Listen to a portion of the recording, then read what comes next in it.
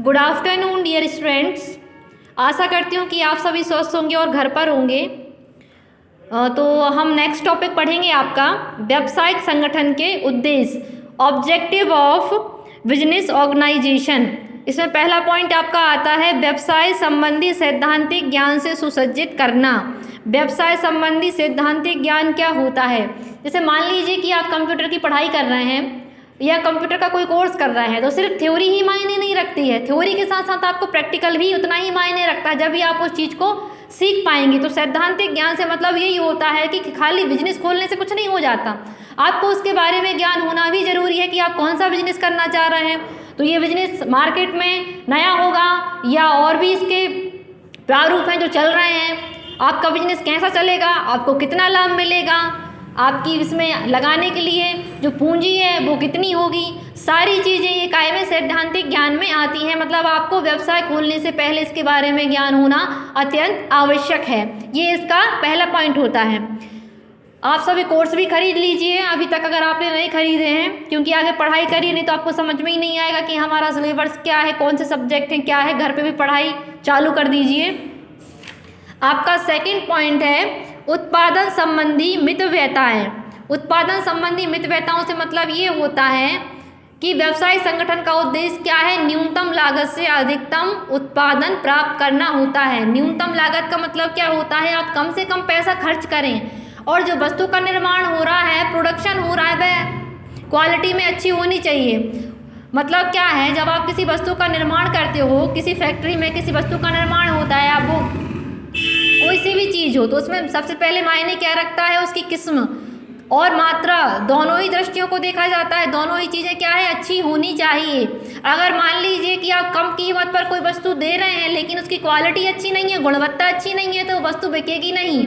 इसलिए उसकी मात्रा और कीमत दोनों ही अच्छी होनी चाहिए। और दूसरी चीज़ क्या है, न्यूनतम लागत पर अधिकतम उत्पादन होना चाहिए। जब भी क्या है, व्यवसाय करने से कोई लाभ है, अन्यथा कोई लाभ नहीं है। सेकंड पॉइंट आता है आपका नियोक्ता और कर्मचारियों के मध्य सुमधुर संबंध। सुमधुर संबंध से मतलब ये होता है कि बिना किसी विघ्न के निरंतर उत्पादन होता रहे, इसके लिए श्रम और पूंजी के बीच सुमधुर संबंधों का होना आवश्यक होता है। अब जैसे मान लीजिए आपके पास पैसा बहुत है लेकिन काम करने के लिए कोई व्यक्ति नहीं है, कोई व्यक्ति काम नहीं करना चाह रहा आपके साथ, या आपकी कंपनी में जॉब नहीं करना चाह रहा है, तो आप पैसे का करेंगे क्या, काम करने वाले व्यक्ति भी तो होने चाहिए। और मान लीजिए आपके पास काम करने के लिए व्यक्ति हैं लेकिन उनको देने के लिए पैसा नहीं है, तब भी आपका काम नहीं बन सकता। तो कहने का मतलब ये है, किसी बिजनेस को चलाने के लिए मतलब निरंतर उत्पादन करने के लिए श्रम और पूंजी के बीच में मधुर संबंधों का होना आवश्यक है, जब ही हम श्रमिकों को क्या है, संतुष्ट कर सकते हैं। नेक्स्ट पॉइंट आता है आपका सामाजिक औचित्य यानी सोशल जस्टिफिकेशन।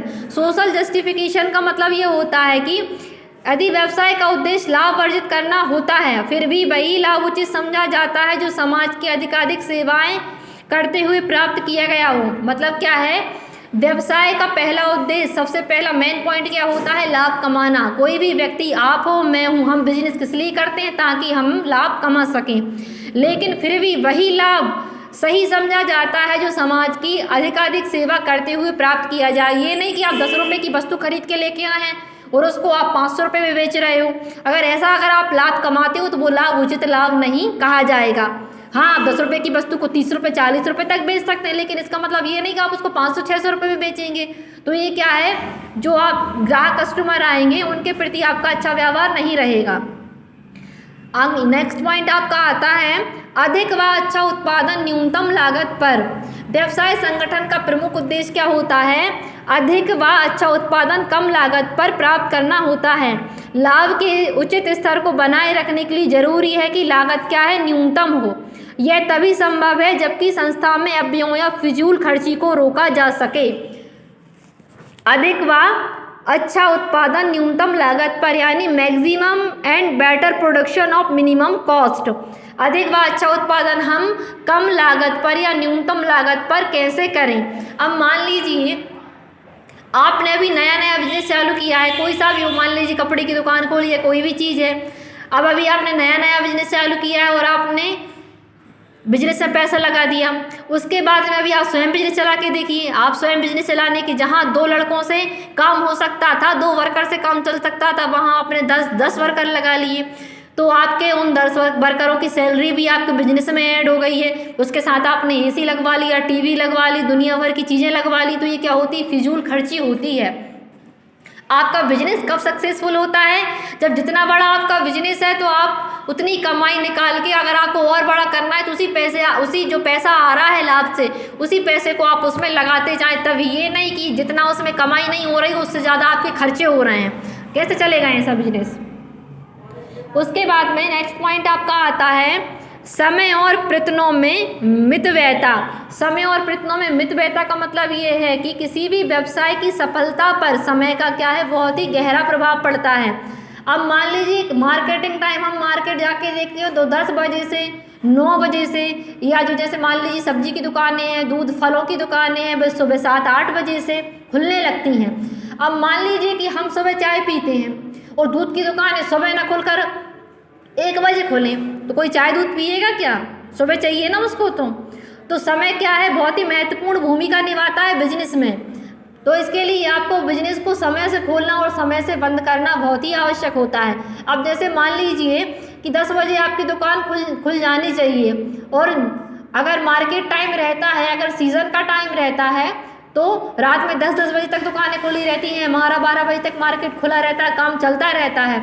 लेकिन अगर आप ऐसा करेंगे, मान लीजिए आज आपकी नींद पूरी नहीं हुई, आज आप 1 बजे दुकान खोल रहे हो, कल 2 बजे आप दुकान खोल रहे हो, तो ऐसा बिजनेस में नहीं चलता है। समय का बहुत ही ध्यान रखना पड़ता है, चाहे वो बिजनेस हो, स्टडी हो या कोई भी चीज़ हो। समय किसी का इंतज़ार नहीं करता है, समय अपनी गति से आगे बढ़ता रहता है।